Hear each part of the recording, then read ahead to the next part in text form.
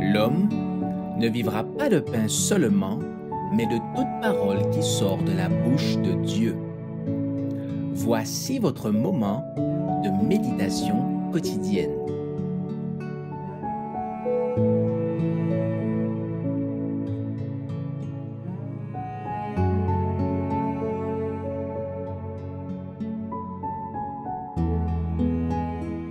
En Christ, les désirs sont autres. Le 9 novembre. Mais revêtez-vous du Seigneur Jésus-Christ, et n'ayez pas soin de la chair pour en satisfaire les convoitises. Romains chapitre 13, verset 14. Dieu emploie divers moyens pour réaliser le salut des hommes. Il communique avec eux par sa parole et ses prédicateurs. Par l'intermédiaire du Saint-Esprit, il envoie ses instructions, ainsi que des messages d'avertissement et de réprimande. Tous ces moyens doivent contribuer à éclairer la compréhension des gens, à leur révéler leurs devoirs, leurs péchés et les bénédictions qu'ils peuvent recevoir. Ils prendront conscience d'un manque spirituel qui les conduira à s'approcher du Christ et à trouver en lui la grâce dont ils ont besoin. Cette union avec lui doit être réalisée par les hommes qui, selon leur nature, sont ennemis de Dieu. Elle est une relation de complète dépendance, une expérience que doit faire un cœur orgueilleux.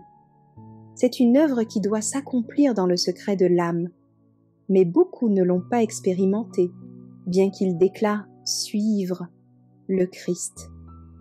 Ils acceptent le Sauveur des lèvres, mais ne le reçoivent pas comme l'unique maître de leur cœur.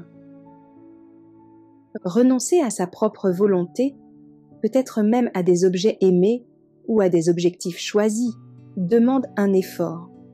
Cela peut faire hésiter un bon nombre de personnes qui chancellent et rebroussent chemin. Cependant, toute âme sincèrement convertie doit se battre. Nous avons à lutter contre la tentation, qu'elle vienne de l'intérieur ou de l'extérieur. Nous devons triompher du moi, crucifier nos tendances et nos convoitises. Alors commence l'union de l'âme avec le Christ. Cette union ne peut être sauvegardée que par un effort constant, sincère et assidu. Le Christ, par sa puissance, préserve et protège ce lien sacré. Le pécheur dépendant et sans ressources doit faire sa part et déployer une énergie infatigable. Sinon, la cruelle et sournoise puissance de Satan le séparera du Christ. Votre naissance, votre réputation, votre richesse, vos capacités, vos vertus, votre piété, votre philanthropie ne constitueront pas un trait d'union entre votre âme et le Christ. Vos relations avec l'Église seront inutiles, à moins que vous ne croyiez au Christ.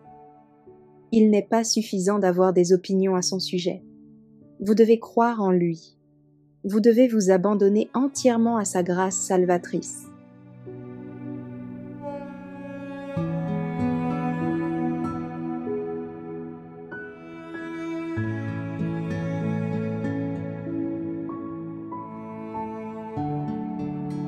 Merci d'avoir écouté cette présentation. Assurez-vous de nous rejoindre demain pour votre moment de méditation quotidienne avec lereste.org.